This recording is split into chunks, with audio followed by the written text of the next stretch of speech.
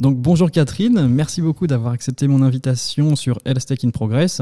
Aujourd'hui, on va parler de Carista, donc un fonds d'investissement général, je crois, et vous investissez aussi en santé. Et pour commencer du coup l'épisode, est-ce que tu peux te présenter à nos auditeurs, nous raconter un petit peu qui tu es et nous parler aussi un petit peu de ton parcours et peut-être ce qui t'a emmené vers le VC? Alors Carista, c'est une société de gestion. Donc c'est la société qui gère plusieurs fonds. D'accord. Parmi lesquels des fonds qui investissent dans la santé, Ok. et plus particulièrement en santé digitale. Mais pas que. Donc on a aussi un fonds qui est dédié à ce qu'on appelle le New Space, donc la nouvelle économie autour de la donnée du spatial, donc un peu loin de ton, ton secteur d'intérêt. Du spectre de la Health Tech. Et un troisième fonds généraliste qui fait beaucoup de dossiers en digital. D'accord, ok. Et qu'est-ce qui t'a emmené toi vers le VC tout simplement, vers Carista? Un peu le hasard quand même, faut bien le dire. Quand j'ai fait mon master il y a quelques années maintenant et que j'ai découvert le monde en dehors du laboratoire de recherche, qui était quand même assez vaste, Ok. j'ai eu une formation où il y avait des professionnels, comme ça arrive souvent, qui venaient un peu présenter leur métier. Et un ancien de la promo d'avant avait été dans le VC, qui démarrait à l'époque. Je parle de presque un temps que les moins de 20 ans ne peuvent pas connaître. On va faire la chanson si... Exactement. Et donc, il avait présenté son métier que je trouvais assez intéressant, mais c'était vraiment les tout débuts du VC. Et puis voilà, j'avais retenu ça, mais sans plus. Après, j'ai rejoint un incubateur. C'était le moment des incubateurs Loi Allègre, etc. pendant quelques années. Et enfin, j'ai rejoint le VC en présentant en fait une boîte de l'incubateur qui cherchait de l'argent à un investisseur qui s'appelait à l'époque Cap Décisif, qui est devenu Carista, et qui a investi dans la société et recruté la chargée d'affaires parce qu'ils avaient besoin de personnes qui comprenaient la santé et eux n'étaient pas du tout du secteur. Donc, voilà. Parce que toi, tu as un background santé? Moi, je suis biologiste moléculaire de formation. D'accord, ok. Ça, je n'avais pas l'info, donc... Voilà. Ok. On peut continuer à se parler, du coup. Continue. Et j'ai travaillé un petit peu à l'Institut Curie où j'ai vraisemblablement rien trouvé. Et surtout, je me suis rendu compte quand même que c'était très spécial la recherche académique. Et donc j'ai voulu plutôt pas continuer, on va dire, dans cette voie-là. Et donc c'est là que j'ai après fait un master pour un peu connaître autre chose. Parce que quand on a une voie académique universitaire en France, en fait, on fait que ça. Et puis, à l'époque, ça s'appelait DEA. Et ensuite, on allait vers la thèse. Et bon, c'était quand même... J'ai passé quand même 1 an et demi dans un labo à faire de la vaisselle, quoi. Donc, je me suis dit que c'était pas tout à fait ça que je voulais faire quand je serais grande. Et donc, d'où le MBA ensuite. Et... En revanche, c'était quand même très bien d'avoir fait ce parcours de recherche parce que d'abord, on se rend compte ce que c'est que vraiment un travail de recherche et pourquoi c'est long. Et puis, c'est pour moi très important de continuer à conserver un lien avec l'innovation.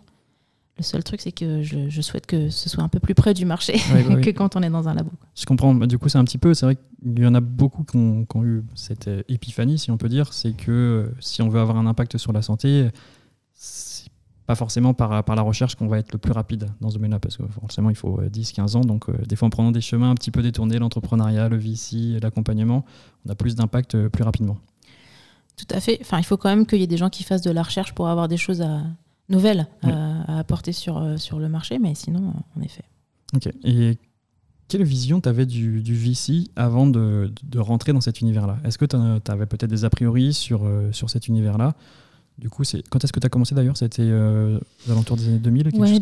J'ai rejoint Carista en 2003. Donc c'était pas hier. Et c'était vraiment le démarrage. Il y avait beaucoup moins de fonds que maintenant. Et en particulier en santé. Il y en a toujours un nombre inférieur à des fonds qui font du digital, mais il y en a quand même un peu plus. En fait, le VC, c'était nouveau. On était vraiment dans la mouvance. Les chercheurs peuvent devenir des entrepreneurs, ce qui est un sujet. On pourra en discuter, mais en tout cas, on leur permettait, avec cette nouvelle loi, de sortir de la recherche, d'aller dans les startups, éventuellement de revenir si ça ne se passait pas bien. Ça existe toujours, d'ailleurs. Et c'était assez intéressant parce que c'était nouveau. Par contre, faut quand même se le dire, personne connaissait grand-chose au sujet. On voyait bien ce que ça se passait aux États-Unis, mais il n'y avait pas beaucoup de pratique, il n'y avait pas beaucoup de savoir-faire et d'expérience en France, en fait. Et donc, moi, comme les autres, je pensais que les investisseurs, ils ne prenaient pas le risque, qu'il n'y avait pas assez d'investisseurs et qu'ils en voulaient qu'à notre argent, quoi. Enfin, bon, c'était un peu des clichés, mais c'est vrai que Ça a un peu évolué, hein, l'image de l'investisseur. Aujourd'hui, il y a beaucoup de jeunes qui veulent faire ça, etc. Mais évidemment, la vérité n'est pas aussi simple. Ok, parfait. Et donc, la grosse question qui arrive maintenant, on va donc parler de Carista. Est-ce que tu peux nous présenter un petit peu Carista et on va rentrer dans les détails de ce que vous faites, un petit peu votre thèse d'investissement, les boîtes dans lesquelles vous avez investi. Mais est-ce que tu peux nous faire une présentation globale de ce que fait Carista, de peut-être combien de fonds vous gérez et justement, qu'est-ce que c'est une société, comme tu l'as dit, qui gère plusieurs fonds? Alors, j'espère que je peux te présenter Carista parce que comme chez l'ADG, quand même, ce serait un petit peu pas normal. Donc, Carista, c'est une société de gestion, on s'appelle comme ça, qui a été créée en 2001, donc qui va fêter ses 20 ans là, dans quelques semaines, on l'espère, si le Covid nous laisse faire la fête. Okay. Qui en est à sa 5e génération de fonds, donc, qui gère aujourd'hui en parallèle 3 fonds qui investissent donc dans les 3 secteurs dont j'ai parlé tout à l'heure, mais qui auparavant a levé d'autres fonds qui ont été terminés d'investir.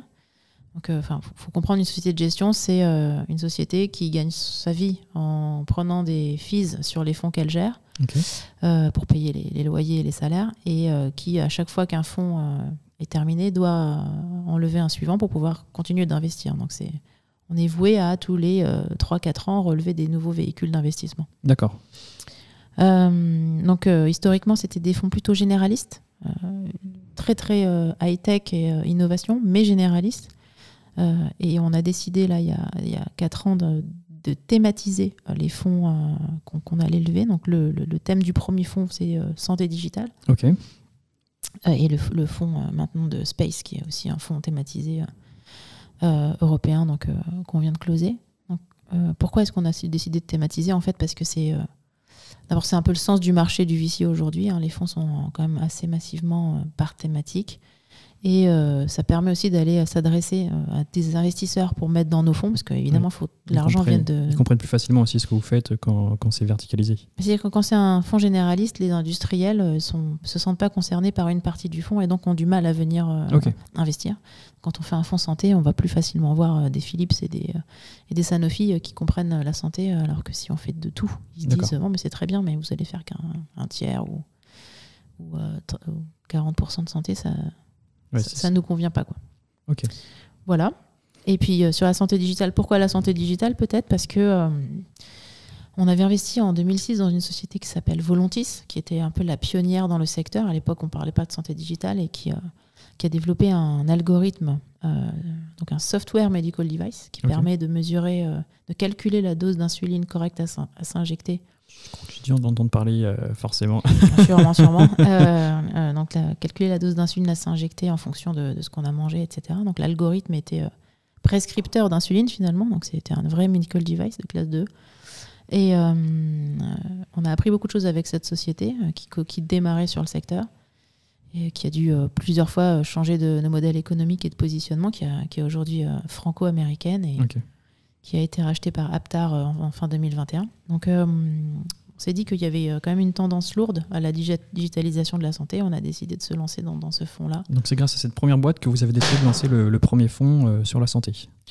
Exactement. Le fait est aussi que dans notre équipe, on a, du fait des types de fonds qu'on gérait, on a des compétences en santé. Donc, moi, je m'occupe de la practice santé. On est 3 aujourd'hui, mais on a aussi des compétences en digital. Et on trouvait que c'était intéressant de pouvoir mélanger justement ces expériences pour pouvoir regarder les projets d'investissement.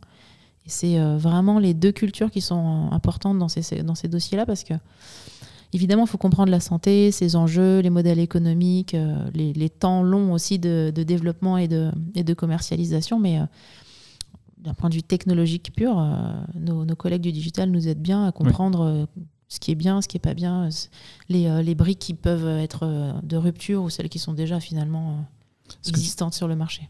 Ce que tu disais, c'est que du coup, vous êtes verticalisé, donc vous commencez vraiment à vous verticaliser, à avoir plusieurs verticales tout simplement. Est-ce que c'est quelque chose qui a commencé plus tôt aux États-Unis? Est-ce qu'ils ont commencé aussi à se spécialiser, à avoir des branches plus précises? Alors, les États-Unis, comme souvent, ils ont 10 à 15 ans d'avance sur le secteur de la santé digitale. C'est énorme, surtout sur la santé digitale, parce que ça va tellement vite que...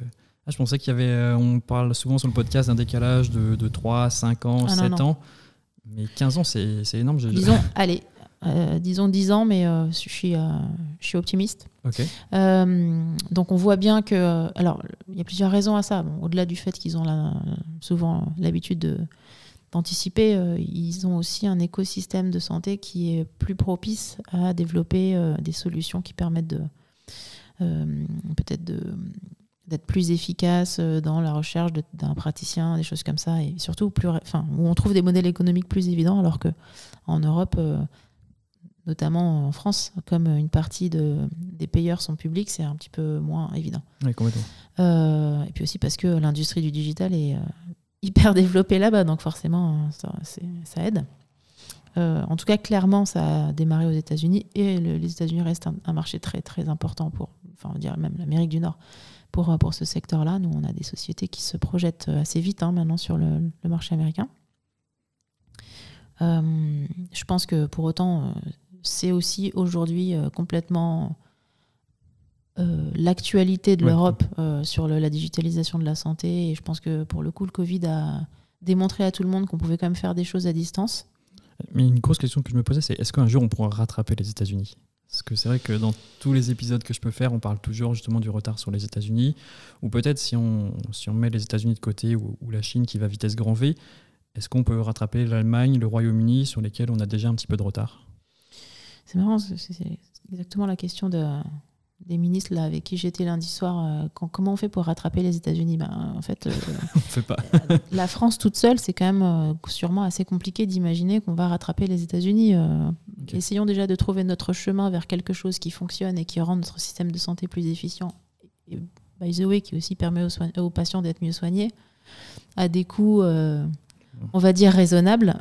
Et puis, bon, si sur la route, on rattrape les États-Unis, c'est bien. Je pense qu'à l'échelle de l'Europe, c'est peut-être envisageable, mais sûrement difficile. À l'échelle de la France, ça ne l'est pas. On n'est pas un assez gros pays. Ouais. Voilà. Donc il faut qu'on s'unisse. Tu parlais tout à l'heure justement de la temporalité et du fait que justement vous vous occupez de lever plusieurs fonds. Est-ce que vous allez lever des fonds dans peut-être d'autres verticales santé que la Digital Health ? Alors dans les fonds précédents, on a fait des investissements dans de la biotech ou dans de la medtech. Ok. Donc il était un petit peu à côté de votre thèse d'investissement sur ce fonds Digital Health. Voilà, qui n'était pas dans notre focus sur ce fonds-là. Dans le prochain fonds qu'on va lever sera un fonds dédié à la santé. Il y aura une grosse composante de santé digitale qui va s'élargir un peu sur la medtech. Et la principale raison, c'est qu'en fait, on a de plus en plus de mal à faire le distinguo entre la santé digitale et la medtech pour certains sujets, parce que les hardwares sont connectés, parce qu'on a besoin de plus en plus d'intelligence et de données pour pouvoir développer les médicaments. Donc voilà. Ok, bah très très clair. Et donc, quels sont les horizons de sortie justement ? Quelle est la durée de vos fonds ? Alors les fonds en France, quand il s'agit de fonds réglementés par l'AMF, ils ont tous un peu la même forme. Ils durent 10 ans, qu'on peut prolonger 2 fois 1 an. D'accord. Et ces fonds, globalement, pendant les 4-5 premières années, on fait les investissements, les primos investissements, on construit le portefeuille, ce qu'on appelle. Et puis ensuite, on refinance et surtout, on essaie de sortir pour rendre l'argent aux investisseurs. Donc il faut sortir avant la fin des 10 ans ? Il faut sortir au plus tard, au bout des 10, voire 12 ans. D'accord, ok. Il faut rendre l'argent. Ça, c'est quelque chose que j'ai entendu. Je ne sais pas si tu pourras m'aiguiller là-dessus. J'ai entendu dire que justement, les fonds étaient plus regardants en début de vie du fonds, parce que forcément, il faut être sélectif au début, mais que quand on approchait de la fin de vie du fonds, les fonds pouvaient être un peu moins sélectifs sur les dossiers, et donc peut-être ouvrir les cordons de la bourse plus facilement. Qu'est-ce que tu en penses ? Est-ce que c'est quelque chose que tu peux observer dans l'écosystème ? Alors, je ne suis pas trop d'accord avec ce que tu viens d'annoncer. Je pense qu'on est toujours regardant. En revanche, on a peut-être des critères qui peuvent évoluer en fonction de la maturité du fonds, c'est-à-dire qu'au début du fonds, on va peut-être être plus enclin à prendre des sociétés jeunes ou moins matures, puisqu'on sait qu'on a justement toute la durée des 10 ans, alors qu'en fin de période d'investissement, quand on est dans la 5e année, on n'a plus que, entre guillemets, 5-6 ans pour pouvoir réaliser l'investissement, et donc on va plutôt avoir envie de privilégier des sociétés plus matures, qui sont susceptibles de sortir plus vite. Tout ça est avec plein de guillemets, parce qu'en fait, il ne se passe jamais vraiment ce qu'on a prévu, mais en tout cas, c'est plutôt ça que je dirais. Après, il y a peut-être des fonds qui font n'importe quoi à la fin, mais je doute qu'ils le disent à tout le monde. Ok. J'ai une question vraiment candide. Qu'est-ce qui se passe si une boîte elle est vous n'avez pas réussi à sortir d'une boîte avant la fin du fonds. Alors ça, c'est ce qu'on déteste, nous et nos investisseurs encore plus, parce qu'ils ont, t'imagines, hein, ils bloquent leur argent pendant 10 à 12 ans. Donc pendant 10 à 12 ans, ils ne peuvent pas l'utiliser à faire autre chose. Donc quand on vient les voir et qu'on leur demande de prolonger encore, ils n'aiment pas trop ça, quoi. Donc il faut que ce soit vraiment pour des bonnes raisons. Donc il y a 2 ou 3 solutions, hein. La première, c'est on essaye de... C'est quand même pas trop mal en termes de timing pour la société. On essaye de trouver une sortie avec l'accord des autres actionnaires et des managers sur la société. Non, c'est pas du tout bon. Personne ne veut la racheter. L'IPO n'est pas possible. Et donc à ce moment-là, on est ce qu'on appelle collé dans la société. Et il y a plusieurs options, mais une des options, c'est de faire racheter notre ligne par des fonds qu'on appelle les fonds secondaires. D'accord. Qui sont... en général, c'est pas forcément très bien valorisé parce qu'ils font de la liquidité sur une ligne alors qu'il n'en existe pas par le marché. Donc, ils prennent des décotes assez sévères sur les prix des sorties. D'accord. Mais c'est une façon pour l'investisseur de rendre sa ligne liquide et de rendre l'argent. Donc, en général, on le fait quand on n'a vraiment pas le choix, quoi. C'est vrai que c'est des processus que je connais pas du tout. Donc le rachat de lignes par d'autres fonds qui rachètent, c'est vrai que c'est un écosystème. C'est un autre business, hein, le secondaire. Et donc l'intérêt pour ces gens-là, parce que c'est pas parce que le timing est mauvais pour le fonds en termes de sortie que c'est une mauvaise société. Oui. Elle peut avoir pris un peu plus de temps dans son développement. C'est surtout le cas en santé, hein. Oui, bah oui, c'est ce que je me dis, c'est que vu que les temps, comme tu disais, c'est que c'est 10 ans pour par l'AMF et un en plus. Comment ça se passe sur des boîtes biotech, vu qu'on est directement sur du 10-15 ans, donc s'il y a forcément un rachat par un autre fonds derrière, c'est obligé? Non, c'est pas, il n'y a rien d'automatique, hein, déjà, donc c'est quand même le manager du fonds, nous, hein, les gérants qui décidons, en accord avec nos souscripteurs, mais le fait est qu'en biotech en particulier, où on sait qu'on en prend pour 10 ans minimum, c'est pas toujours évident de sortir dans les délais, donc c'est là où on peut être amené à allonger la durée de vie du fonds ou à trouver une liquidité un peu alternative avec un secondaire. Après, le fonds secondaire, lui, c'est pas mal parce qu'il achète finalement la ligne un peu moins cher que ce qu'elle vaut peut-être. Et puis lui, il peut potentiellement réinvestir et profiter de la plus-value sans avoir attendu les 8 ou 7 ans d'avant. Ok, très clair. Et donc si on parle plus de votre portefeuille, aujourd'hui vous avez du coup sur le fonds Digital Health, vous avez combien d'entreprises dans lesquelles vous avez investi? Et peut-être à quel niveau elles sont rendues, quelles sont les plus belles réussites? Alors on a 8 sociétés en portefeuille aujourd'hui dans le fonds de santé digitale. On a investi dans des sociétés comme Implicity, Incepto Medical, Maple, des sociétés aussi à l'étranger, parce que ce fonds, c'était la première fois aussi pour nous qu'on faisait un fonds en dehors, enfin qui faisait des investissements en dehors de France. D'accord. Donc on a 2 sociétés belges au portefeuille, une société qui s'appelle MoveUp dans la réhabilitation post-chirurgicale en orthopédie, et une société qui s'appelle DEO, donc DIO Care, qui est dans l'optimisation des procédures dans les salles d'opération. Donc c'est un portefeuille qui est encore jeune, donc elles sont Là, ça fait combien de temps que vous les avez en portefeuille? Ça dépend lesquelles, parce qu'elles ne rentrent pas toutes le même jour, évidemment. C'est pas trop facile. La dernière DIO, c'est le mois de novembre dernier, donc tout va encore bien, évidemment. Mais les plus anciennes ont 2 ans et demi, donc elles sont dans leur phase de refinancement. C'est intéressant que tu dis ça. Donc vous investissez dans combien de boîtes par an à peu près? À les bonnes années, on fait 4 à 5 deals par an. Sur tous les fonds ou juste sur sur un par fonds. Donc, sur toute la société de gestion, je pense qu'on a dû faire 8 deals l'année dernière. D'accord, ok. Donc 3-4 sur 3-4 par fonds.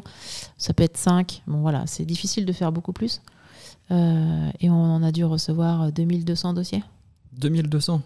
Ok, et bon, ça c'est des questions que j'avais prévues pour après, mais je peux les poser maintenant, forcément. C'est comment ces dossiers vous arrivent, comment ça se passe un petit peu? Est-ce que tu peux nous redessiner le parcours de l'entrepreneur qui veut se faire financer par un fonds géré par Carista? Alors, comment il nous arrive déjà? La majorité d'entre eux arrivent en direct, parce que ça fait 20 ans qu'on est sur le marché, et donc on est identifié comme un investisseur de seed et d'early stage assez bien. Okay. Il y a un petit peu de deal intermédiaire, c'est avec des leveurs de fonds, mais pas tant que ça quand même. Et puis après, nous, on est dans tout ce qui est incubateur. Oui, vous avez le réseau qui est déjà bien établi. SAT, voilà. Donc, on connaît pas mal de monde qui nous adresse des dossiers où on est dans des comités de sélection, etc. Donc, on a une espèce de deal flow permanent qui arrive.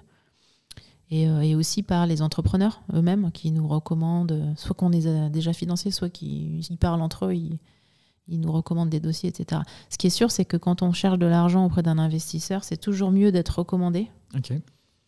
Faut faire attention par qui on est recommandé, mais que d'arriver en direct. Je crois que le pire, c'est d'envoyer le dossier sur bp@carista.vc, parce que là, ça veut dire qu'on sait pas, on n'a même pas réussi à trouver l'adresse mail du partenaire ou du directeur d'investissement qui est pourtant sur le site.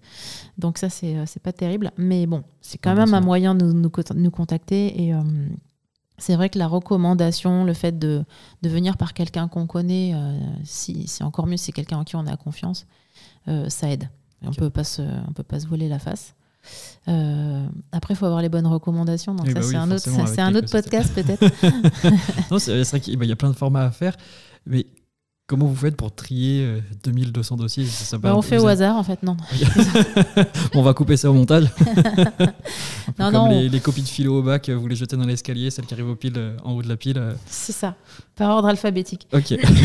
Non, en fait, on a des processus d'investissement, évidemment, qui sont relativement structurés. Après, les questions qu'on se pose sur les projets d'investissement, c'est toujours les mêmes. C'est d'abord l'équipe, son niveau, sa qualité, la capacité qu'elle a réellement d'exécuter le plan qu'elle présente, le caractère innovant et sa différenciation produit ou la solution par rapport à tout ce qu'on peut voir ailleurs.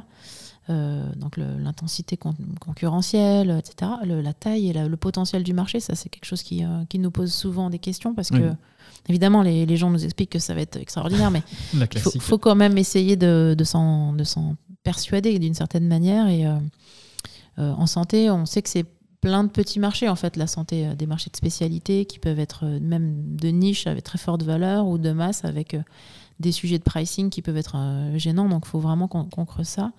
Et puis après, quand on est dans des sociétés où il y a de la propriété intellectuelle, évidemment, c'est un gros volant. Donc, alors, en santé digitale, c'est un peu moins le cas, quoique, mais en biotech ou en medtech, c'est un gros sujet.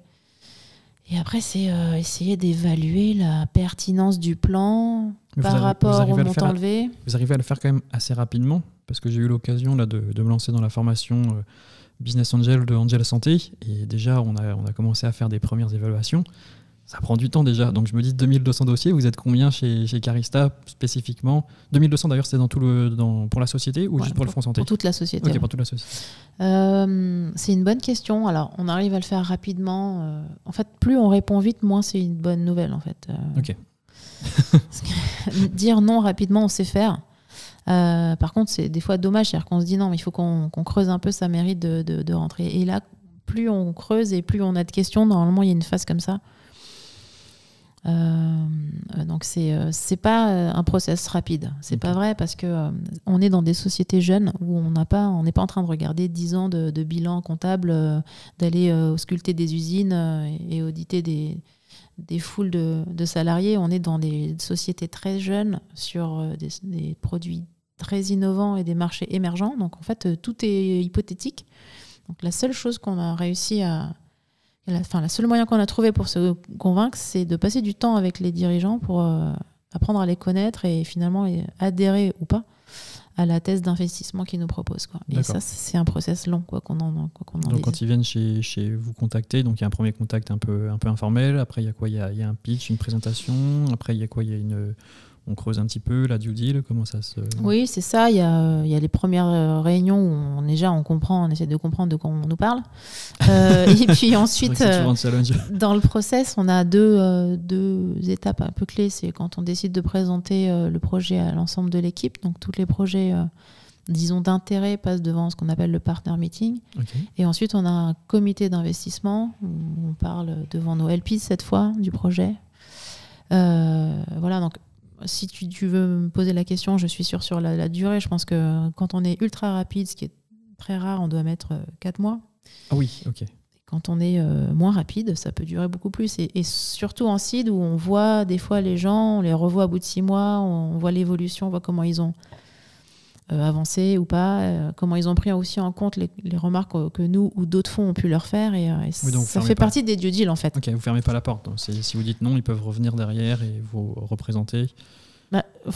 Des fois on ferme la porte parce qu'il y a des raisons assez objectives pour fermer la porte, mais c'est vrai qu'en général, de toute façon, les gens ne se gênent pas pour revenir. Ils ont raison. Et c'est souvent comme ça qu'on arrive à se forger une conviction sur le fait que, ah bah oui, en fait, ce qu'il m'avait dit il y a 6 mois, il a vraiment fait. Okay. Et donc, il y a peut-être quelque chose à faire, quoi. Tu viens d'évoquer le terme donc LP, donc si je ne me trompe pas avec mon bon anglais, c'est Limited Partners. Yes. C'est bien ça.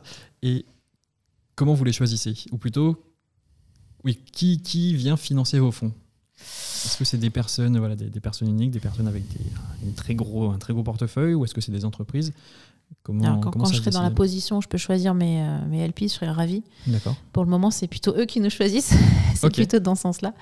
Mais pour répondre à ta question, nous, on gère des fonds un peu particuliers. C'est beaucoup le cas dans les fonds de VC, où on gère à la fois de l'argent public, notamment amené par nos amis de BPI France, et de l'argent privé, qui peut venir soit de corporate, d'où notre discussion sur le fait de thématiser les fonds qui permet de faire venir des industriels du secteur, soit de grands institutionnels, assureurs, caisses de retraite, fonds de fonds, donc des asset managers qui ont besoin de diversifier les placements qu'ils font dans leur argent, enfin de l'argent qu'ils gèrent, et donc le VC est un des biais. Et enfin, c'est les family office, donc des gens qui ont soit une fortune familiale, soit qui ont réussi leur carrière et ont vendu une entreprise avec un succès. Et dans le fonds santé, on a des family office qui sont du secteur. C'est-à-dire c'est des gens qui viennent de la santé, qui ont vendu une usine ou quelque chose comme ça, et ou des cliniques, et qui sont intéressés en fait à voir les petites boîtes, quoi. Ok, très clair. Une question qui m'a été soufflée par François Cadieux de Elint. Est-ce que c'est déjà arrivé une situation où un LP veut racheter une boîte que vous avez en portefeuille ? Alors, c'est pas arrivé encore chez nous, mais j'espère que ça arrivera. D'accord. Alors, c'est assez rare quand c'est un LP institutionnel, asset manager, parce que lui, son objectif, c'est pas de racheter des sociétés, c'est de placer de l'argent. En revanche, quand on a des corporates, oui, ça peut arriver, bien sûr. D'accord. Et donc, à ce moment-là, comment on se positionne entre l'entrepreneur, entre le LP ? Qui on va défendre plus, entre guillemets ? Alors nous, notre position, elle est assez claire. On a un fonds avec des LP à l'intérieur. D'accord. Et donc notre objectif, c'est de défendre les intérêts de la communauté de nos LP, pas seulement de celui qui serait un acheteur potentiel. Donc quand j'aurai vécu la situation, on refera un podcast. Carrément, avec grand plaisir. Pour que je t'explique comment c'était peut-être pas simple, mais je pense qu'il y a quand même des moyens D'abord, c'est pas forcément les mêmes gens que ceux qui sont investisseurs dans nos fonds qui rachètent les sociétés. Hein. Dans ces groupes-là, il y a des équipes dédiées pour faire du M&A. Et ensuite, chacun a intérêt à vendre au mieux ou à acheter au mieux. Donc il y aura des discussions, mais je pense que ça se cadre assez facilement quand même. Ok. Une question que j'aime bien poser aux entrepreneurs que j'ai sur le podcast, mais ça rentre aussi parfaitement pour toi. Quelle est la chose qui t'a le plus surpris dans ta carrière chez Carista, actuellement dans le VC ? Quelque chose que tu n'avais pas du tout attendu, je sais pas. En fait, surpris, je sais pas, mais en tout cas, ce qui me surprend encore, finalement, c'est la diversité des dirigeants qu'on peut rencontrer. C'est ce qui fait ce métier passionnant, d'ailleurs. Hein. Les diversités des personnalités, j'ai envie de dire. Et le caractère hautement subjectif de la décision d'investir. Ok. Ce qui est pas très rassurant, j'entends bien pour des gens qui lèvent de l'argent, mais finalement, financer son entreprise, ça s'apparente à soit une vente complexe, comme dans un vente à un grand compte avec beaucoup d'interlocuteurs, soit du recrutement. C'est un peu entre les deux, quoi. Okay. Et en tout cas dans le VC early stage, parce qu'il y a encore une fois peu d'éléments tangibles sur lesquels fonder sa décision. Donc moi, c'est ça qui est toujours... ça m'a surpris, je sais pas si ça m'a surpris, mais en tout cas ça me surprend encore que ce soit finalement... Et c'est pour ça que je dis que souvent tous les investisseurs ne peuvent pas financer tous les projets et vice-versa. C'est-à-dire qu'il faut qu'il y ait un espèce de fit qui se crée quand même entre l'équipe de dirigeants et de fondateurs et l'équipe d'investisseurs. C'est pour ça aussi que des fois, un mauvais syndicat, quand bien même il y a de l'argent, peut emmener une société vers l'échec parce que les intérêts ne sont pas alignés, parce que c'est les égos qui parlent plus qu'autre chose, etc. Donc, c'est quand même c'est un métier d'artisanat, quoi, où des gens rencontrent des gens et leur racontent des histoires. Et à un moment donné, on ne sait pas trop bien pourquoi on commence à y croire. Et hop, on décide de prendre la barque et de partir avec ces gens-là. Et... Ça m'intéresse particulièrement. Est-ce que tu as développé un sixième sens? Est-ce que tu es capable maintenant de dire oui, ça va marcher, non, ça va pas marcher en un claquement de doigts? Si j'étais capable de savoir si ça allait marcher, je serais pas chez Carista. Je pense que je serais, je sais pas où, chez Bill Gates ou je sais pas quoi. Mais non, mais je pense c'est un métier d'expérience. Donc oui, on développe des espèces de réflexes. Des patterns que tu as identifiés chez les entrepreneurs qui te disent si... OK. Oui, en tout cas sur les équipes, c'est sûr. C'est-à-dire qu'on sait... quelle équipe va bien fonctionner et qu'est-ce qui pourrait manquer dans une autre. Pour autant, on continue de faire des fois des erreurs et d'essayer de quand même y croire, même si on a une espèce de petit flag orange qui s'est mis derrière l'oreille. J'ai tendance à dire, je sais pas, c'est un adage que je respecte moi, c'est que je me dis que quand il y a un doute, il n'y a pas de doute. Est-ce que ça fonctionne dans le VC ou pas? Malheureusement, c'est assez vrai. C'est-à-dire que... Mais après, on est des humains aussi. C'est-à-dire que des fois, on prend quand même le pari en se disant allez, ça va quand même le faire parce qu'on aime le produit, parce qu'on pense qu'il a un super positionnement. Il n'a jamais fait d'avoir un doute et de se lancer quand même et de faire la bêtise. Mais bon, des fois, il faut se brûler pour... Et c'est en ça aussi qu'on essaie d'avoir des décisions collégiales, parce que le collectif est là pour te rappeler que non, mais attends... tu vois bien que ça va pas le faire, quoi, que c'est trop loin, que c'est trop haut, que c'est trop dur. Si tu devais définir l'équipe parfaite justement qui serait susceptible de séduire Carista, de séduire plutôt les fonds gérés par Carista. Encore, c'est une question difficile ça, mais je pense qu'elle n'existe pas, l'équipe parfaite déjà. Calmons-nous. Pas trop de pression. Mais je pense que c'est forcément une équipe. Ça, c'est déjà la première chose. Les one-man ou woman show, c'est compliqué parce que c'est dur en fait. Enfin, être investisseur, c'est pas facile, mais être entrepreneur, c'est encore plus difficile. Et, c'est des hauts et des bas en permanence. C'est donc mieux d'être plusieurs pour pouvoir partager les épreuves. Bon, les joies aussi, mais enfin bon, beaucoup les épreuves, on va dire. Et je pense que c'est aussi des équipes qui sont pluriculturelles, pluridisciplinaires, quoi. Si c'est 4 centraliens, c'est sûr qu'ils sont super forts en maths, hein, mais après, vu ce qui va les attendre, c'est peut-être bien d'avoir d'autres types de profils dans l'équipe. J'ai rien contre les ingénieurs de centrale, je le dis. Okay. Au contraire. Mais je pense que c'est ça qui est important. Et puis après, il faut pas se leurrer. Les gens qui ont une expérience, qui l'ont déjà vécu une fois, même si c'est un échec, hein, on fait pas les mêmes erreurs. Ça a beaucoup de valeur, ça, pour un investisseur, parce qu'on sait que on ne fera pas les mêmes erreurs, justement. La courbe d'expérience s'est accélérée, le réseau est plus important. Comment ça s'appelle? C'est la courbe de Kruger ou je sais plus quoi. C'est qu'il y a une courbe comme ça sur l'expérience quand on apprend, quand on fait des conneries. Il y en a sûrement beaucoup. Donc ça, c'est sûr que ça a aussi une valeur. Donc, après, en ce qui me concerne, moi, je pense que des sociétés qui ont parmi leurs fondateurs des gens qui viennent de l'industrie, qui ont managé des équipes à l'international, donc qui ont aussi une habitude de structurer, d'organiser le business, c'est a beaucoup de valeur aussi, parce que... Des gens qui viennent de l'industrie, c'est quand même assez rare, on va dire, des profils hautement qualifiés qui viennent de l'industrie. En France, je sais que c'était quelque chose, c'est des profils qui manquent un petit peu justement pour construire des dream teams. Je suis d'accord, et ça fait souvent la différence en fait. Okay. Moi j'ai remarqué que des gens qui, après tout ce que j'ai dit avant, hein, qui en plus ont eu cette expérience industrielle, alors quelle que soit l'industrie à la rigueur, mais qui sont aussi capables de processer un peu la montée en puissance de la start-up, c'est souvent un gage de succès, en tout cas de meilleur développement. Avant de passer sur la partie suivante, plutôt sur l'écosystème, c'est vrai qu'il y a une question importante que je n'ai pas posée, c'est de savoir à quel stade vous financez et quels sont les tickets moyens que vous donnez. Aujourd'hui, les fonds qu'on gère sont des fonds seed, donc amorçage et série A. D'accord. Donc c'est les tout premiers investisseurs institutionnels dans les entreprises. En général, on est en même temps ou juste après les business angels ou love friends and family. Et ensuite, on continue de soutenir les entreprises jusqu'à ce qu'on puisse plus. Okay. Et jusqu'à la sortie. Donc on met entre 500 000 euros et 5 millions d'euros par société. D'accord. Est-ce qu'il y a... c'est une question un peu rhétorique, mais est-ce que tu observes déjà une différence entre les tickets moyens dans la santé digitale et les tickets moyens dans la medtech, dans les boîtes, même biotech dans lesquelles vous avez investi? Alors déjà, en ce moment, on assiste à un peu un phénomène haussier, à la fois en valo, mais aussi en ticket. Donc les tours ont tendance à être plus gros qu'avant. Donc très clairement, il n'y a pas très longtemps encore, un tour de seed, un tour de 3 millions, c'était déjà pas mal. Là, on est passé à du 5, et puis maintenant, on voit des tours de seed à 20, 30, 40. On va se dire, bon. Donc, on parle de Résilience qui vient de lever.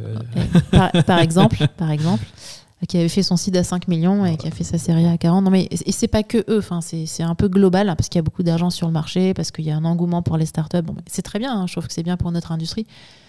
Il y aura sûrement un petit rappel à la loi, à mon avis, qui va se passer dans quelques temps, je sais pas combien de temps. Tu lis dans les pensées, c'est les questions qui arrivent un petit peu après, quoi. D'accord, pardon. non, du coup, on peut rentrer dedans directement. C'est vrai que c'est des choses que j'avais vues aussi, c'est que c'était ce problème des survalorisations, c'était un souci, parce que quand les médicaments, quand les dispositifs, ils arrivaient sur le marché, finalement, on remboursait les investissements importants qui avaient été faits avant. Je ne sais pas si je me suis bien expliqué, mais c'est qu'en gros, c'est que tellement les boîtes elles coûtent cher à développer aujourd'hui, que quand les produits arrivent sur le marché, on ne paye plus le produit à sa juste valeur, mais c'est que derrière, l'entreprise va demander de rembourser entre guillemets tous les investissements qui ont été faits précédemment. Alors, la question de la valeur, la juste valeur d'un médicament, elle est compliquée. C'est-à-dire, si c'est un médicament qui est susceptible de sauver des vies, c'est quand même... c'est quoi la valeur d'une vie, quoi. Enfin, on rentre dans des débats complètement philosophiques. Donc, par contre, ce qui est sûr, c'est que les pharma, qui sont quand même souvent les derniers acteurs qui amènent les médicaments jusque sur le marché et jusqu'à leur commercialisation, investissent des centaines de millions d'euros, de dollars pour arriver à ce stade-là. Et donc, il faut bien que d'une manière ou d'une autre, le prix de vente du médicament, en excluant le prix de revient industriel, permette d'éponger finalement l'investissement réalisé sur les 15 ans avant en clinique, etc. C'était un peu ce que je voulais dire, c'est que le fait que les labos, ils vont souvent, justement, c'est eux qui vont être les derniers à faire venir le médicament sur le marché. Ils vont souvent passer par le rachat de start-up ou d'entreprises, mais vu que ces entreprises elles coûtent beaucoup plus cher, l'investissement il va être encore beaucoup plus cher, et donc finalement le médicament il va être beaucoup plus cher. C'est le sujet notamment des biothérapeutiques, hein, donc qui mettent beaucoup de temps à arriver sur le marché. Enfin, à part le vaccin, mais... Je pense qu'il y a eu quelques milliards qui ont été apportés. Ils ont été un peu aidés, on va dire. Il y avait un peu d'enjeux. Mais oui, il faut qu'à un moment donné, les gens qui les ont développés, et dans les gens, j'entends les pharma, mais aussi finalement les startups qui ont été pionnières au démarrage et qui ont été rachetées par ces pharma, s'y retrouvent, parce que sinon, ils ne développeront plus de nouveaux médicaments. C'était des sujets qu'on avait sur les maladies rares, où... il n'y a pas un marché suffisamment attractif pour qu'il y ait 10 ans, 15 ans, 20 ans de développement de R&D puis de développement qui soit investi, quoi. Ok. Tout à l'heure, tu parlais du rappel à la loi qui risquait d'arriver, justement. Est-ce que tu l'envisages ? Est-ce que tu vois un horizon dans ce rappel à la loi ? Comment il peut intervenir ? Non, je ne sais pas du tout dire ça. J'aimerais bien, parce que ça nous intéresse au premier chef, mais je pense que oui, là, il y a clairement alors je n'ose pas parler de bulle, mais en tout cas un effet très haussier du marché, à la fois des valeurs, des montants investis. Par contre, ce qu'on n'a pas encore, c'est l'impact sur les sorties, parce que nous, ce qui nous intéresse, c'est pas de faire des licornes à 1 milliard à un moment donné. Ce qui nous intéresse, c'est de sortir à 1 milliard. Oui, ou même plus d'ailleurs. Une valorisation à 1 milliard, c'est ce qu'on dit généralement, c'est qu'une boîte elle vaut vraiment ce qu'elle vaut quand elle a été rachetée. C'est ça, tant qu'on n'est pas liquide, on ne sait pas en fait. Donc l'objectif, c'est vraiment que... ce qu'on ne sait pas encore aujourd'hui, c'est, parce qu'il y a encore très peu de cas, combien on va pouvoir vendre ces entreprises dans lesquelles on a investi. Et le problème, c'est que plus on rentre cher, moins on a de chances de faire des multiples intéressants quand même. Ok, ça c'est vrai que c'est hyper intéressant. Et tu penses justement que si on observe, est-ce qu'on peut prendre un comparatif justement aux États-Unis ? Est-ce qu'il y a déjà des boîtes qui se sont vendues ? Est-ce qu'on peut déjà observer ce qui se passe ? Et du coup, par effet pas de ruissellement, mais comme on disait tout à l'heure, en prenant le décalage, on peut voir ce qui va arriver en France dans 5-10 ans. Alors oui, il se passe des choses aux États-Unis qui donnent des effets, en tout cas des idées sur les tendances. En revanche, on le sait, les sociétés européennes ne sont pas valorisées comme les sociétés américaines, à commencer par les Américains eux-mêmes. Donc ça veut dire soit on transforme nos sociétés européennes en sociétés américaines en les envoyant là-bas. C'est un souci aussi. Ce qui est possible, hein, mais c'est pas forcément très souhaitable pour nous. Soit voilà. Donc ce qu'on ne sait pas aujourd'hui, c'est est-ce qu'on aura la masse critique et les volumes critiques de d'acquisition qui vont faire du marché de la santé digitale un marché aussi intéressant d'un point de vue investisseur, un peu spéculatif aussi, il faut bien le dire, que celui de la biotech. D'accord. Okay. Je ne sais pas répondre exactement à cette question aujourd'hui. Par contre, ce qu'on sait dire, c'est notamment parce qu'on a regardé, nous, spécifiquement sur 2021, c'est que ça y est, les sorties commencent à arriver. Il y en a eu une trentaine sur des boîtes européennes l'année dernière, alors qu'il y en avait eu pas beaucoup avant. Évidemment, on pense à Cardiologues qui a été racheté par Philips, etc. Mais il n'y a pas que ça. Donc, c'est vraiment, en tout cas, nous, on est assez convaincus que c'est le moment d'être là, quoi. C'est vrai que ça, c'est des grosses questions, les consolidations. Est-ce que vous envisagez, vous, des sorties très prochainement, peut-être ? Alors, très prochainement, malheureusement pas. Mais on espère que d'ici 2 ans, on commencera à avoir des bonnes options sur certaines sociétés. Ouais. Ok. Quelques petites questions pour conclure cet épisode, plutôt du côté écosystème. Tout à l'heure, tu as dit que justement Carista suivait des boîtes qui n'étaient pas forcément que françaises. Est-ce que tu observes une différence déjà entre les boîtes françaises et les boîtes belges que, par exemple, vous avez en portefeuille ? Peut-être, je ne sais pas, dans la mentalité, l'approche des entrepreneurs, quelque chose que je ne sais pas parce que j'en sais absolument rien. Non, tu sais quand même parce que c'est assez, d'une certaine manière, malheureux à dire, mais oui, on a des équipes managériales, puisque maintenant on a la capacité de comparer, qui sont souvent plus business orientées chez les sociétés belges par exemple, mais pas que, allemandes aussi, anglaises, puisque pour nous c'est dans l'Europe, mais même si ils y sont plus. Donc il y a une composante business plus présente, avec souvent des gens un peu plus expérimentés aussi. Parce que le problème que tu citais tout à l'heure sur les gens de l'industrie, c'est un peu pareil sur la partie business, c'est-à-dire que notamment en santé, on voit que des gens qui ont fait plusieurs fois déjà le cycle de créer une société, de la financer, de la coter ou de la revendre, il n'y en a pas tant que ça en France et en Europe. Il y en a, mais alors il y en a plus maintenant qu'il y a 20 ans, évidemment. Souvent, ils partent pour des gros salaires aux États-Unis. Alors, ils partent pour des gros salaires, ou alors il faut 15 à 20 ans pour arriver à faire un tour complet. Et donc, on n'est pas encore au bout de ce premier cycle, où on commence à y être. Donc, c'est, je pense, une des grosses différences avec les États-Unis, où il y a un pool d'entrepreneurs qui réinvestit et qui recommence des histoires beaucoup plus importantes, beaucoup plus larges. Donc ça, ça me paraît assez évident. Après, on est souvent quand même avec des sociétés, notamment dans la deep tech, assez solides en France, faut quand même le dire. On est sur des socles assez solides, avec de l'IP, etc. Donc, je dis pas qu'ailleurs il n'y en a pas, mais en tout cas, si on doit trouver des différences, on est pas mal sur ça.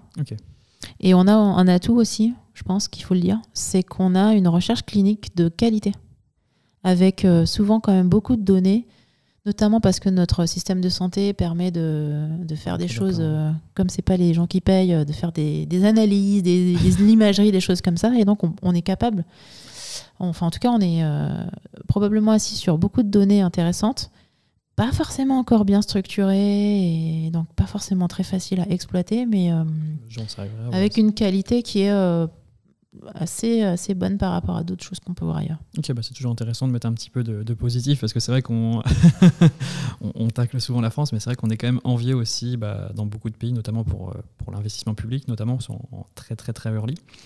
Et je vais peut-être t'emmener sur un sujet un peu plus vaste.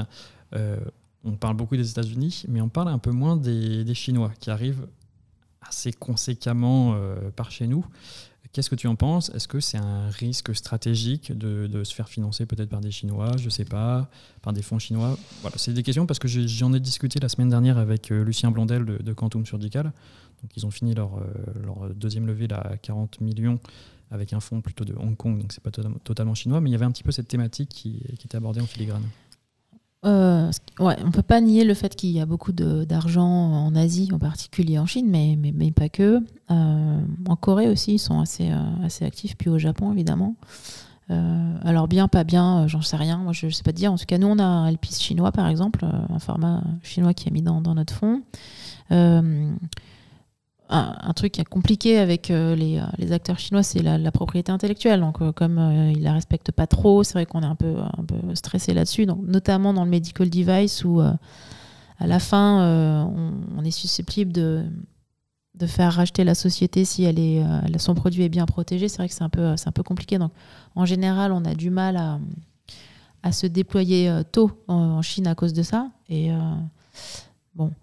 après, c'est aussi un moyen pour certaines sociétés de se financer en faisant des partenariats, en licenciant par exemple leurs produits sur l'Asie, sur la Chine. Parce qu'il y a un gros marché par là-bas aussi à aller chercher. C'est un gros marché qu'on ne sait pas adresser en réalité, nous en Europe tout seul. Donc, de toute manière, si on y va, on ira avec un partenaire chinois. Donc, ça peut être une bonne option que de le faire tôt pour que finalement ils prennent une part du risque dans le développement aussi, quand c'est possible, évidemment. Donc je pense que c'est comme tout, il y a du plus, il y a du moins. Hein. Je suis pas, je pense qu'on peut pas diaboliser particulièrement. Après, ce qui est sûr, c'est qu'ils mettent une pression sur le marché parce qu'ils arrivent avec beaucoup d'envie sur le marché européen et beaucoup de moyens. Je pense que les corporates, pour tout te dire, flippent comme il faut sur leur capacité à commoditiser finalement une partie de leurs produits, notamment en medtech, hein. Aussi en pharma, mais notamment en medtech. Donc ça les force à innover. Donc nous, ça nous va bien en fait, parce que c'est à eux qu'on va vendre les produits d'innovation. Bon, après, est-ce qu'on va réussir à garder de l'avance, etc. J'en sais rien. C'est un peu comme... est-ce qu'on arrivera à récupérer les États-Unis un jour ? Je ne sais pas, mais moi, j'ai envie de dire, essayons plutôt de tirer parti de cette manne financière tout en conservant une certaine souveraineté et puis un peu d'IP sur la science et la techno, quoi. Je pense que... Après, sur la partie digitale pure, je pense que c'est des très gros consommateurs de solutions digitales, hein, notamment en santé, beaucoup plus que nous. Ils sont bien plus avancés que nous. Ils font tout avec un smartphone. Mais un vrai sujet là, en ce moment sur la propriété de la donnée de santé, qui est plutôt du côté du gouvernement, si j'ai bien tout compris. Donc ça a mis un peu un coup de frein, je pense, à pas mal de développements qui étaient un peu en train de se lancer. Health Data Hub notamment. Ouais, alors Health Data Hub, c'est français, mais je parle du gouvernement chinois, en l'occurrence, qui veut récupérer la donnée pour lui, quoi. Donc, bon, c'est encore autre chose, quoi. Donc, pour tout ce qui est de la donnée de santé, c'est vrai que c'est un peu sensible. Tu m'as fait penser à une question. Est-ce que ça vous arrive d'être en compétition avec d'autres fonds sur les mêmes startups ? Oui, bien sûr. D'accord. Et donc, comment ça se passe là-dessus ? Est-ce qu'on fait monter les enchères ? On gagne toujours, en fait. Ok, bon, voilà. Du coup, yes, j'ai pris le bon fond parce que je suis avec un fonds. Alors, si on est honnête, en santé, ça arrive quand même beaucoup moins que dans d'autres secteurs parce qu'on n'est pas très nombreux. Okay. Et qu'en général, on préfère syndiquer les forces plutôt que de les opposer parce qu'on sait que le parcours sera long, difficile, cher, pentu, glissant, enfin bon, tout ça. Sur des sujets plus digital, traditionnel, là il y a beaucoup plus de fonds, beaucoup plus d'offres, donc de financement, donc il y a plus de compétition. Okay. Et d'ailleurs les deals, des fois on est exclu d'un syndicat, etc., ou d'un deal, on perd un deal. Ça explique aussi pourquoi il y a un peu plus de traction sur les valos et tout ça, quoi. Ok, très clair. Plus de choix. Ok, mais c'est vrai que c'est hyper intéressant. Et j'avais une question en tête, je crois que je l'ai perdue. C'est pas grave, je vais passer sur la suivante. Et donc, c'était de savoir, excuse-moi, je me suis perdu. Oui, donc plutôt parler maintenant des grandes tendances que tu observes dans l'écosystème. Qu'est-ce que tu vois arriver très bientôt ? Sur quoi il faut être maintenant ? Sur quoi il faut se positionner maintenant ? Alors, tu parles de l'écosystème des investisseurs ou des startups ? Des startups, oui, sur lesquelles du coup les fonds seront amenés à investir bientôt, quoi. Bon, moi, je ne vais pas te parler beaucoup de la biotech parce que ça fait quelques années qu'on ne regarde plus trop de dossiers. Mais bon, on en reçoit, mais on ne peut plus les faire. Donc, on est moins au niveau sur la biotech. Okay. Sur la medtech et la santé digitale, clairement, on est absolument convaincus que c'est le moment d'être super actif sur ce sujet-là. Les positions se prennent maintenant, les opportunités... Parce que c'est vrai j'entendais parler que la santé digitale commençait à se consolider et que peut-être justement il y avait déjà peut-être trop d'acteurs. Tu penses qu'il y a encore de la place Alors il y a des consolidations qui commencent dans certaines verticales, mais enfin, dans santé digitale, elle est au démarrage de sa vie, à mon avis, en Europe donc, et même aux US. Donc... Après, les consolidations, ça vient aussi du fait que des fois, il y a des solutions qui sont avec un peu moins de barrières à l'entrée qu'on peut avoir en biotech classique. Et donc, il y a plein de solutions qui émergent au même moment. Et ce que j'appelle les vagues, nous on reçoit des vagues d'innovation. On a eu toutes les téléconsultations. Donc là, typiquement, sur la téléconsultation, il y a eu de la consolidation. Il y a eu 100 applications de téléconsulte. Ok, une fois que tu en as... Sur un marché comme la France, tu n'as pas la place pour en avoir plus que 3-4 en réalité. Donc après, ils se rachètent les uns les autres. Et voilà, je pense que c'est vrai, mais il y a beaucoup de choses qui sont encore au tout démarrage. Et donc, on n'est pas encore dans les consolidations réelles. Dans ces vagues qui arrivent, la prochaine En 2021, on a vu beaucoup de dossiers autour de la santé mentale, et énormément de dossiers, alors que ce soit à la maison, au travail, à l'hôpital, à distanciel. Donc c'est autour de ce sujet-là. Depuis le début de l'année, là, il y a un effet santé de la femme. Oui. Bon, après, c'est les vagues, quoi. C'est-à-dire que d'un coup, on reçoit 50 dossiers sur le même thème. Mais comment elles se créent ces vagues ? C'est un sujet qui est intéressant. J'en sais rien, en fait. J'ai pas compris encore pourquoi tout le monde avait la même idée au même moment, mais je crois que c'est un phénomène assez classique en réalité. Je pense que c'est parce qu'il y a des auditeurs, des personnes qui écoutent des podcasts, et du coup on dit... ah mais tiens, je vais faire ça. Donc on va décider de la prochaine vague. Quelle est la prochaine vague là, qui arrive ? Tu peux décider, nos auditeurs, ils vont se lancer. C'est moi qui décide. C'est toi qui décides la prochaine vague. J'aimerais bien une vague en OFTA, tiens. Je pense qu'il y a beaucoup de choses à faire en ophtalmo. Ok, hyper intéressant. Et... qu'est-ce que tu penses du métaverse, de tout ce qui est blockchain, etc. Est-ce qu'il y a quelque chose à faire en santé ? C'est pas dans les Marvel, ça ? Si, aussi, beaucoup. Non, mais tout ce qui est univers virtuel, univers digital, un petit peu univers 3D, ce que veut faire Facebook, un monde virtuel, etc. Est-ce qu'il y a des choses à faire dans la santé ? Donc sur ces thématiques-là, est-ce que vous avez déjà reçu des dossiers en ce sens-là ? On a des dossiers pas mal autour de la réalité virtuelle. Alors, on n'est pas dans le monde virtuel, machin, mais... qui est utilisé, typiquement on a un dossier là qu'on regarde en OFTA sur la VR en OFTA, on a eu une vague de dossiers sur la VR qui est utilisée pour la gestion de la douleur, donc l'hypnose médicale plus exactement. Il y a la VR qui est utilisée pour simuler ou aider l'acte chirurgical, une espèce de réalité augmentée on va dire. Donc oui, c'est clairement dans le temps, dans l'air du temps. Après, un monde complètement virtuel. Bon, mais moi, j'avoue que je vois pas trop l'intérêt en réalité, mais je suis un peu vieille, un peu old school sur ces sujets-là. Moi, j'ai un peu de mal encore avec le métaverse, je me suis pas encore mis.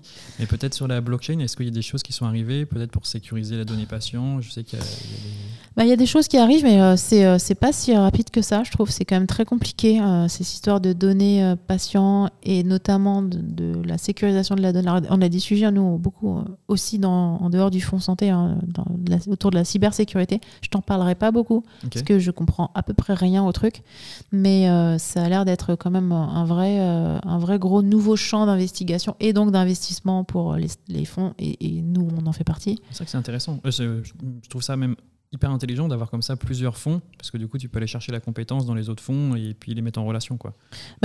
Très clairement, dans notre fonds Space, on regarde des sujets de cyber et il se trouve que des fois les sociétés elles ont une vertical space, mais ça pourrait très bien s'appliquer à d'autres marchés, dont celui de la santé, et le sujet de la donnée de santé et de sa sécurisation est un énorme sujet.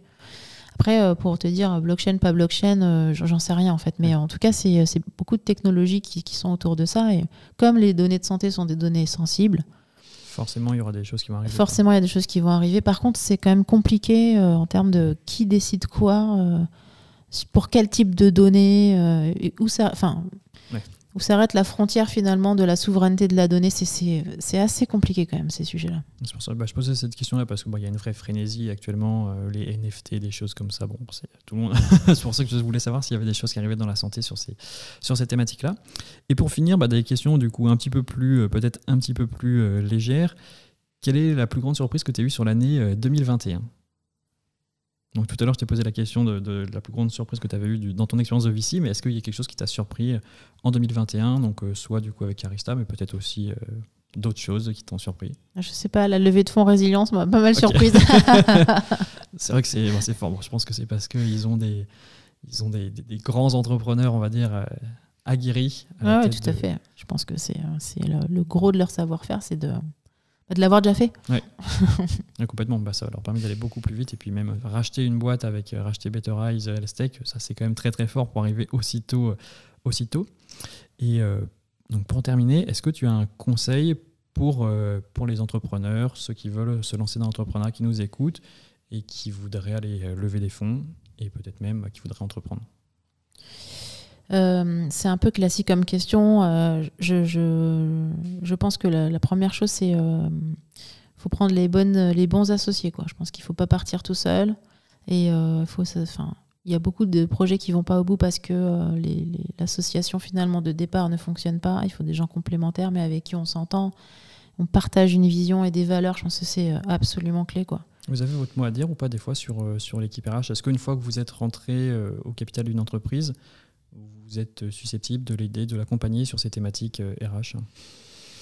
Alors RH au sens global, oui et non. Par contre, au niveau du management, oui, clairement, ça fait partie des sujets qu'on aborde fréquemment avec les fondateurs et notamment l'évolution de l'équipe dirigeante. Parce qu'on n'a pas forcément besoin des mêmes compétences au démarrage. Et après, et encore après si on va à l'international, etc. Donc ça, c'est vraiment partie des sujets de board aussi. Hein. C'est pas que nous, investisseurs, c'est vraiment le board. Okay. Et donc ça, je pense que c'est la première chose. Et si ensuite, pour lever les fonds spécifiquement, moi je suis pas particulièrement fan des leveurs de fonds. Je pense qu'en seed, c'est pas toujours nécessaire. Mais si on n'a vraiment jamais fait ça, si on ne sait pas comment s'y prendre, il y a des gens quand même qui peuvent vous accompagner pour ne pas faire des erreurs un peu de débutants. C'est peut-être intéressant de les faire aussi pour se former. Oui, alors oui. Après, modulo le fait que ça peut un peu cramer le dossier. Donc ça peut être dommage de venir trop tôt, mal préparé. Il y a quand même des choses un peu du bas, quoi, de façon de présenter son idée, son innovation, le business plan, etc. Donc il y a quand même maintenant beaucoup de gens qui sont susceptibles d'accompagner les gens qui l'ont jamais fait. Autrement, les gens ils peuvent te téléphoner, te demander comment construire mon dossier. Alors non, ça c'est pas possible. Ça c'est sûrement ce qu'il faut pas faire.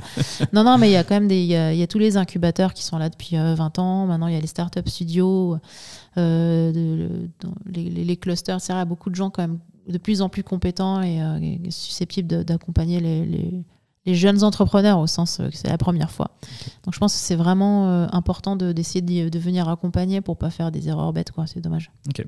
J'allais oublier, forcément il me reste les deux questions, la question de l'aventurier, mais une petite juste avant qui me vient, avec donc du coup ta vision sur l'écosystème. Est-ce qu'il y a une boîte que tu aurais aimé lancer, toi, une boîte que tu as vue et que tu t'es dit waouh, j'aurais aimé lancer cette boîte, ou peut-être une qui n'existe pas encore et que tu aimerais lancer? En tant qu'entrepreneur, tu veux dire? En tant qu'entrepreneur, oui. Alors, super difficile comme question.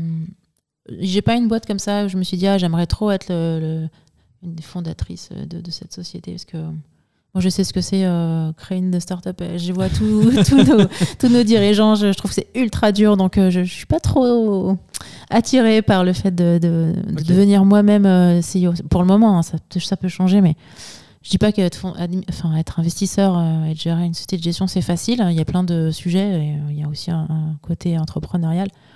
Mais vraiment, les startups, en particulier dans la santé, c'est vraiment une tanasse, quoi. Donc, je pense que j'ai beaucoup de respect pour ces gens-là. Et si je peux les aider, je le ferai. Tu entreprendrais hors de la santé? Ouais, sachant qu'en plus, en dehors de la santé, ça m'intéresse pas trop. Donc, non, je pense que je suis bien où je suis. Je pense que j'ai un bon profil d'investisseur et j'espère que je fais quand même quelques bons deals de temps en temps. Donc, voilà. Donc, j'ai pas de boîte waouh que j'aurais trop aimé créer, quoi. Ok, bon, elle arrivera peut-être prochainement. Et donc, la question qu'on attend tous, j'aurais dû la poser au début, mais il faut la poser. Est-ce que tu as justement un explorateur, un aventurière qui t'inspire un petit peu dans ton C'était la parcours? seule question que j'avais préparée dans le podcast et qui n'est pas venue. Donc, en fait, j'ai réfléchi. Je pense que, moi, j'ai pas d'aventurier au sens où explorateur dans la jungle, etc. Je voulais plutôt parler d'aventurier scientifique. Bon, c'est peut-être pas très original, mais quand même. Complètement. Je sais que j'ai eu beaucoup de profils différents sur le podcast, donc. Et évidemment, la première personne à qui je pense, c'est Marie Curie, parce que bon, en plus, quand on est français, elle était un peu polonaise, mais du coup, elle est devenue française. On est assez fiers. Moi, j'ai fait mes études à l'Institut Curie, en face du pavillon où elle habitait, donc ça a quand même du sens pour moi. Et puis bon, au-delà de la scientifique, c'est aussi une histoire de vie assez incroyable. C'est une femme qui s'est battue pour faire de la science parce qu'elle n'avait pas le droit de le faire. Enfin bon, c'est quand même fou. Donc moi, je trouve que c'est ça. C'est ça qui me fait lever le matin, quoi. C'est de parler avec des gens. Alors, ils ne sont pas tous prix Nobel, mais en tout cas, ils ont ce type de profil-là, quoi. Ils ont une vision, ils ont évidemment un background souvent scientifique et médical hyper important, et ils ont une foi dans ce qu'ils font qui est, c'est vrai que c'est quelque chose incroyable, qu'on observe en santé. J'ai pu le voir sur le podcast. C'est que globalement, quand même, l'intérêt du patient, il prime toujours, quoi. Les gens, ils sont pas là pour faire du business. Dans tous les cas, ils iront de part si vous voulez vraiment faire des grosses sommes d'argent rapidement, quoi. C'est ça. Après, l'argent n'est pas forcément sale. L'un peut servir l'autre, mais en tout cas, ce qui est sûr, c'est qu'il n'y a pas que ça. Et c'est quelque chose qui est partagé dans le secteur quand même. Et c'est hyper important. C'est des valeurs pour moi qui sont chères. Et donc, l'aventure scientifique, l'aventure technologique, au sens exploration, c'est ça que je voulais souligner. Après, il y en a plein d'autres, et en plus une femme, je pense qu'il y a pas longtemps, c'était la journée les femmes en sciences. On a quand même encore besoin de faire rentrer dans la tête des filles qu'elles peuvent faire des maths et de la science, et c'est possible. En entrepreneuriat, c'est vrai qu'il faut le faire, parce que je crois que les ratios, ils sont pas bons du tout, quoi. Et en entrepreneuriat aussi, ouais. Alors, les femmes scientifiques entrepreneurs, alors là, elles ont tout gagné. Donc, directement, Carista, ils financent. Et donc, du coup, tu voulais dire, tu avais quelqu'un à citer qui t'inspirait actuellement sur... C'était... j'ai cité Marie Curie, donc, qui est plus tout à fait vivante, mais voilà. Et évidemment, je pensais aussi à Emmanuel Charpentier, donc, qui a reçu le prix Nobel, qui malheureusement a dû quitter la France pour mener ses recherches avec suffisamment de moyens. Donc, sur CRISPR-Cas9. Okay. Exactement. Ok, en tout cas, merci beaucoup. Un super épisode. On a tenu 1 heure, tout pile. Génial. Vraiment, merci beaucoup. Comme ça, j'espère qu'on en aura appris plus. J'espère que les auditeurs sont contents. Ils en auront découvert plus sur les fonds. Et vraiment, un grand merci. Et je pense qu'il y a encore beaucoup de formats à faire autour du VC et de l'investissement en santé. Merci beaucoup, Catherine. Merci à toi.